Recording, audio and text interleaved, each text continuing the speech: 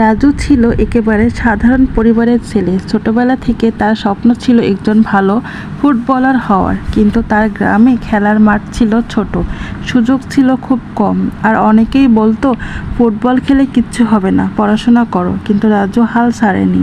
প্রতিদিন ভোরে উঠে খালি পায়ে দৌড়াতো, ঘন্টার পর ঘন্টা বল নিয়ে অনুশীলন করত।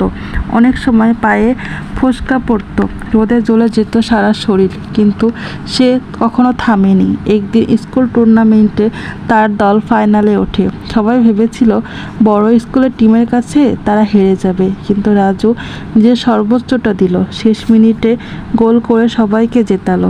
দর্শকেরা দাঁড়িয়ে হাততালি দিল। সেদিনের পর রাজুর নাম চারিদিকে ছড়িয়ে পড়ল। সেই ম্যাচের ভিডিও দেখে এক বড় কোচ তাকে প্রশিক্ষণের জন্য সিলেক্ট করলেন। রাজু প্রমাণ করলো, সীমাবদ্ধতা যতই থাকুক, যদি মন থেকে চেষ্টা করা যায় তবে অসম্ভবকেও সম্ভব করা যায়। এই গল্প থেকে শিক্ষা হলো অটলতা, পরিশ্রম আর বিশ্বাস। এই তিনটে জিনিস থাকলে স্বপ্ন একদিন বাস্তব হবেই।